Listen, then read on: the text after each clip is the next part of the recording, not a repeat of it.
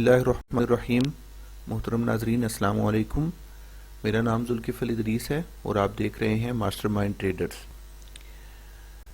मोहतरम नाजरीन, कल जैसे मैंने आपको बताया था कि मार्केट इस वक्त एक रेजिस्टेंस के लेवल पर है और देखें किस खूबसूरती के साथ मार्केट ने उस रेजिस्टेंस लेवल से एक बहुत अच्छी सेलिंग अपॉर्चुनिटी जो है वो हमें फ्राहम की और तकरीबन 400 से ज़्यादा बल्कि 500 550 पिप्स तक मार्केट नीचे गिर चुकी है। और अब मार्केट को जैसे कि ये कैंडल आप देखें, ये कैंडल इंडिकेट कर रही है कि मार्केट जो है अब थोड़ा और रिट्रेस करेगी। अब ये कहाँ तक रिट्रेस कर सकती है, इसको देखने के लिए हम लोग लेवल मार्किंग करते हैं। सबसे पहले डेली टाइम फ्रेम में ये एक ऑर्डर ब्लॉक है जिसकी वैल्यू जो है वो आप यहाँ पे देख लें 3362 से लेकर 3330 तक है। ये एक जोन है जहाँ से मार्केट जो है वो हमें अच्छी जो है एक बाइंग अपॉर्चुनिटी फ्राहम कर सकती है। अब ये देखें, यहाँ पे लिक्विडिटी के पर्सपेक्टिव में देखूं तो ये ऊपर से मार्केट ने इस लेवल की ये लिक्विडिटी स्वीप की है, नीचे से भी ये देखें इस लेग ने, ये जो लेग है इसने भी ये एक लिक्विडिटी यहाँ से स्वीप की हुई है। तो अगर मैं यहाँ पर DRT लेवल्स मार्क करूँ तो मुझे एक जो उसका लेवल मिलेगा उसको हम डिस्कस करते हैं कि वो कौन सा लेवल है जहाँ से हम मार्केट में बाइंग को देख सकते हैं। और ये देखें, ये इक्विलिब्रियम लेवल बनता है। इक्विलिब्रियम प्राइस इस वक्त मार्केट में 3342 बन रही है और वहाँ पे एग्जैक्टली आपको ऑर्डर ब्लॉक भी मिल रहा है, ठीक है। और अभी हम लोअर टाइम फ्रेम में जाके इसको एनालाइज भी करते हैं, इस पूरे जोन को हम रिफाइन करते हैं कि वो कौन सी प्राइस बनती है जहाँ से हम एक अच्छी बाइंग को जो है उसकी तवक्को कर सकते हैं। तो सबसे पहले DRT लेवल्स में हमें इक्विलिब्रियम प्राइस मिल गई है 3345। 3345 से नीचे अगर मार्केट आती है तो यहाँ से हमें अच्छी बाइंग अपॉर्चुनिटी मिल सकती है। अब चलते हैं 4 आवर के टाइम फ्रेम में।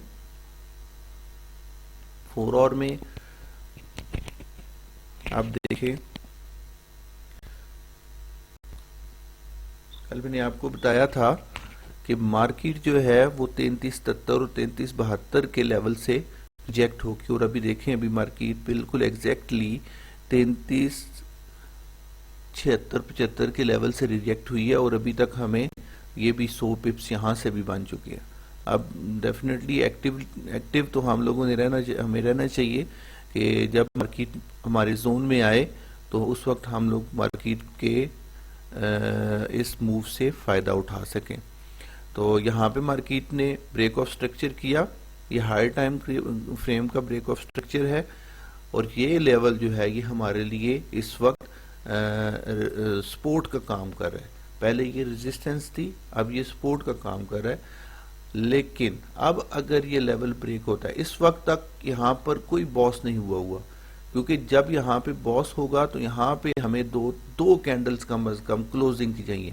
और जब आप याद रखिएगा कि बॉस हो जाता है या आप कहीं पे चौक देखते हैं, चेंज ऑफ करेक्टर देखते हैं, तो उसके बाद मार्केट फौरन से ही नहीं सेलिंग में चली जाएगी या फौरन से ही बाइंग में नहीं चली जाती, बल्कि मार्केट जो है उस वहाँ से अगर सेल साइड के ऊपर उसने चेंज ऑफ करेक्टर किया है तो वहाँ से मार्केट किसी लेवल से रिटर्न हो जाती है। अब जैसे हमारे पास ये एक लेवल है, यहाँ से मार्केट रिटर्न हो जाएगी और यहाँ से हमें इस इम्बैलेंस से हमें दोबारा से सेलिंग देखने को मिल सकती है।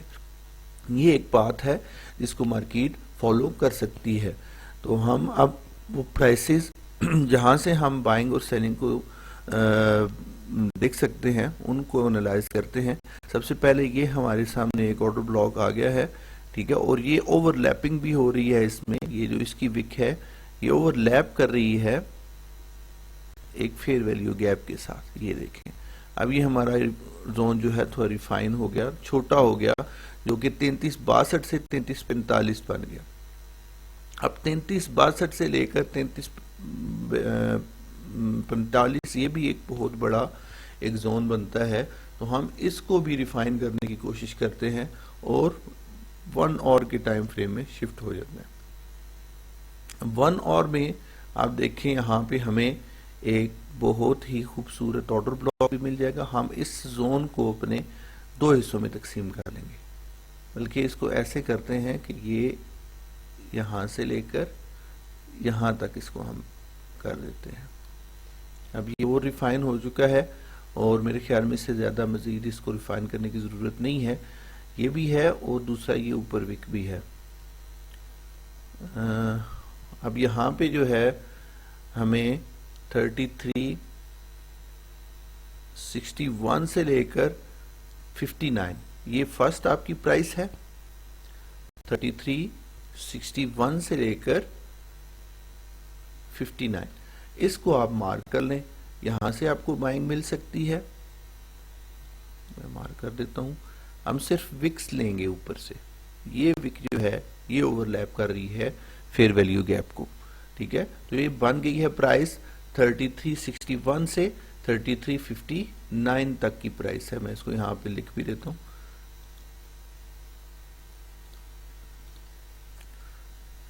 3361 3359 दिस इज द प्राइस जहाँ से आप अपने लिए एक बाइंग अपॉर्चुनिटी जो है वो देख सकते हैं। इसको हम सेंटर में कर लेते हैं, ठीक है।